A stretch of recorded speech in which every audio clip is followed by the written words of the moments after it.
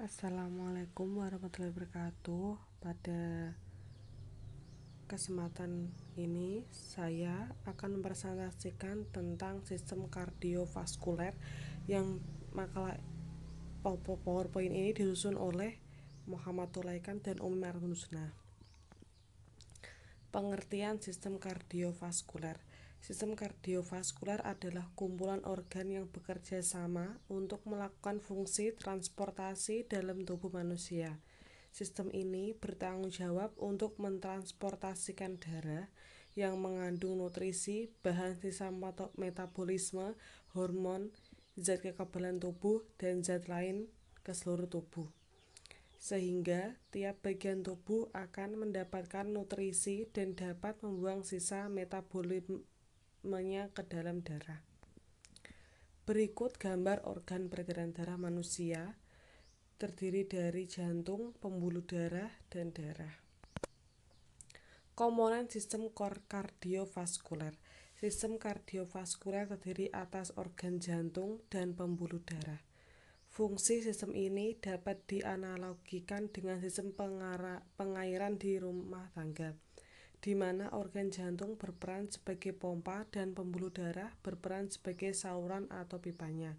Sistem ini bertanggung jawab untuk mentransportasikan darah dan zat yang dikandungnya ke seluruh bagian tubuh manusia. Sistem kardiovaskuler merupakan sistem tertutup atau artinya darah yang ditransportasikan akan berada di dalam jantung dan pembuluh darah, tidak dialirkan ke luar pembuluh darah. Berdasarkan arah aliran darah, maka pembuluh darah dapat dikelompokkan menjadi dua. Pertama adalah pembuluh darah yang meninggalkan jantung atau arteri, dan pembuluh darah yang menuju jantung atau vena. Berdasarkan ukuran penampangnya atau diameternya, maka pembuluh darah, arteri, dan vena dapat dikelompokkan menjadi pembuluh darah besar dan sedang dan kecil. Anatomi sistem kardiovaskuler berikut gambarnya. Pertama, penjelasannya, aorta adalah arteri terbesar dalam badan manusia, bersumber dari bilik kiri jantung dan membawa darah beroksigen kepada semua bagian tubuh dalam peredaran sistematik. Yang kedua, arteri pulmonalis adalah salah satu dari dua pembuluh bercabang dari batang paru yang merupakan bagian integral dari anatomi jantung dan merupakan pembuluh yang mengangkut darah deoksigen ke paru-paru yang berasal dari ventrikel kanan.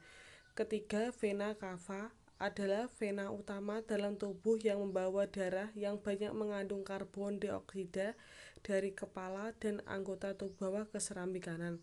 Darah ini mengandung CO2 karena darah yang dikandung merupakan darah yang telah melewati sistem oksidasi atau pembakaran.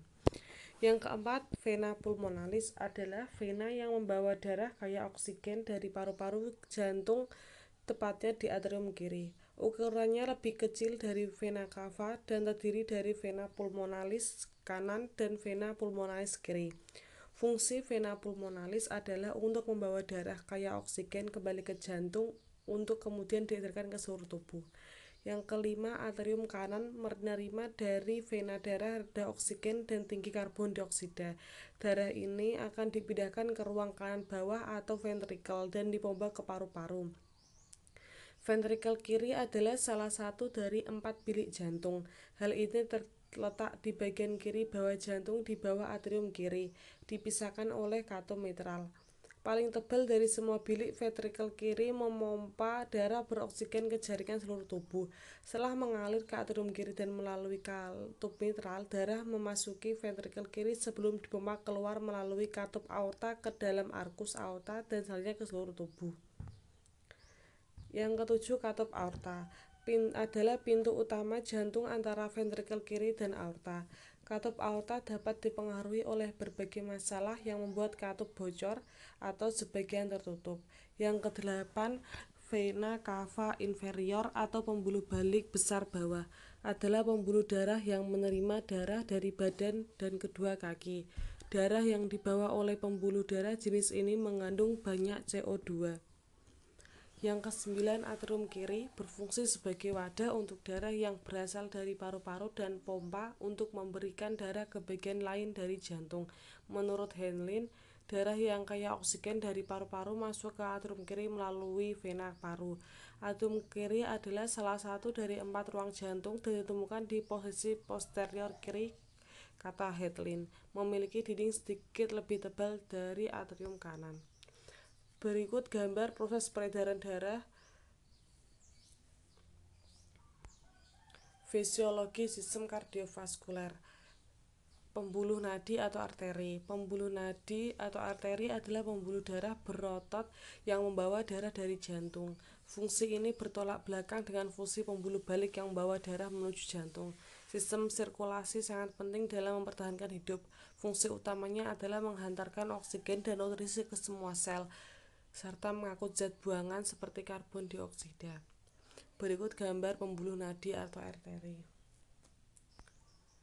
Jenis-jenis pembuluh nadi. Terdapat beberapa jenis pembuluh nadi pada tubuh. Pertama, arteri pulmonalis. Pembuluh ini membawa darah yang telah dioksigenasi yang baru saja dialirkan dari paru-paru. Yang kedua, arteri sistemik. Arteri sistemik membawa darah menuju anteriol dan kemudian ke pembuluh kapiler, di mana zat nutrisi dan gas ditukarkan. Yang ketiga, aorta. Aorta adalah pembuluh nadi terbesar dalam tubuh yang keluar dari ventrikel jantung dan membawa banyak oksigen. Pembuluh balik atau vena. Pembuluh balik atau vena adalah pembuluh yang membawa darah menuju jantung. Darahnya banyak mengandung karbon dioksida, umumnya terletak dekat permukaan tubuh dan tampak kebiru-biruan. Pembuluh vena mempunyai katup sepanjang pembuluhnya. Katup ini berfungsi agar darah tetap mengalir satu arah. Dengan adanya katup tersebut, aliran darah tetap mengalir menuju jantung. Berikut gambar pembuluh balik atau vena. Penjelasan tentang warna darah. Bila warna biru mengandung karbon dioksida dan mengandung sari makanan, dan bila darah berwarna merah mengandung oksigen dan sari makanan. Pembuluh balik yang masuk ke jantung adalah sebagai berikut. Pertama, vena cava. Vena cava bercabang-cabang menjadi pembuluh yang kecil, yaitu vena. Ada dua macam vena cava, yaitu vena cava superior dan vena cava inferior. Vena cava superior. Vena ini membawa darah yang mengandung CO2 dari bagian atas tubuh, kepala, leher ke serami kanan jantung. Dan vena cava inferior. Vena ini membawa darah yang mengandung CO2 dari bagian tubuh lainnya dan anggota badan bawah tubuh ke serambi kanan jantung. Cara kerja jantung. Atrium menerima darah dari vena, ventrikel memompa darah ke arteri, aliran darah melalui jantung diatur oleh katup yang membuka ke satu sisi aliran darah hanya mengalir satu arah. Darah dari seluruh tubuh kembali ke jantung atau atrium kanan melalui vena cava menuju ventrikel kanan melalui katup tricuspidalis. Dari ventrikel kanan darah dipompa menuju paru-paru melalui katup semilunaris pulmonalis. Darah teroksigenasi dari paru-paru ke atrium kiri, kemudian ke ventrikel kiri melalui katup bicuspidalis. Dari ventrikel kiri darah dialirkan melalui katup semilunaris aorta ke aorta seluruh tubuh. Berikut cara kerja jantung. Relaksasi diastol dan kontraksi sistol. Fungsi bilik jantung. Pertama, serambi kanan berfungsi untuk menerima darah dari seluruh tubuh dan kaya. Yang kedua, karbon dioksida. 3. Serambi kiri berfungsi untuk memberi darah dari paru-paru dan kaya oksigen. 4. Bilik kanan berfungsi untuk memompa darah ke paru-paru dan banyak mengandung karbon dioksida. Yang kelima, bilik kiri berfungsi untuk memompa darah ke seluruh tubuh dan banyak mengandung oksigen. Penyakit dalam sistem kardiovaskuler. Pertama, varises. Varises merupakan suatu pelebaran pada pembuluh bilik atau vena yang sering terjadi pada bagian bawah tubuh seperti pembuluh balik pada kaki atau betis yang menyebabkan sirkulasi darah menjadi tidak lancar. Yang kedua, hipertensi atau tekanan darah tinggi. Terjadi jika tekanan darah tinggi darah sistol dan diastol di atas normal, yaitu diastol lebih dari 140 atau tekanan distol lebih dari 99 mmHg. Hipotensi atau tekanan darah rendah merupakan suatu keadaan yang ditandai dengan tekanan sistol dan diastolnya di bawah ukuran normal. Tekanan darah rendah ditandai dengan gejala pusing ketika bangun tidur, badan cepat lelah atau lesu, tangan dan kaki terasa dingin, mata berkunang-kunang terutama setelah jongkok lalu berdiri atau pingsan. Yang keempat, gangguan jantung dapat disebabkan oleh berbagai hal, antara lain karena adanya gangguan pada peredaran darah koroner. Akibatnya aliran darah jantung berkurang. Gejalanya adalah rasa nyeri di daerah dada atau lalu menjalur ke lengan sebelah kiri. Yang kelima, gagal jantung adalah kondisi menurunnya kekuatan kontraksi jantung sehingga terjadi gangguan pada volume peredaran darah ke seluruh tubuh. Gejalanya berupa cepat lelah, sesak nafas, bengkak pada kaki, dan pembengkakan pada paru-paru dan jantung. Akibatnya tertimbunnya darah pada organ-organ tubuh tersebut. Yang keenam, anemia merupakan suatu keadaan dari penderita yang kekurangan eritrosit, terutama unsur hemoglobin di dalam tubuh. Oleh karena itu ada yang menyebutnya penyakit kurang darah. Thalassemia merupakan suatu kelainan pada eritrosit sehingga sel mudah rapuh dan mudah rusak. Ini terjadi karena sel-selnya tidak mampu mensintesis rantai polipeptida alfa dan rantai polipeptida beta dengan cukup sehingga hemoglobin tidak terbentuk. Selanjutnya, leukemia adalah pertumbuhan leukosit yang abnormal pada jaringan yang memproduksi sel darah putih. Penyebabnya antara lain terpapar sinar radioaktif, virus, zat kimia beracun, dan kerentanan bawaan pada keluarga tertentu.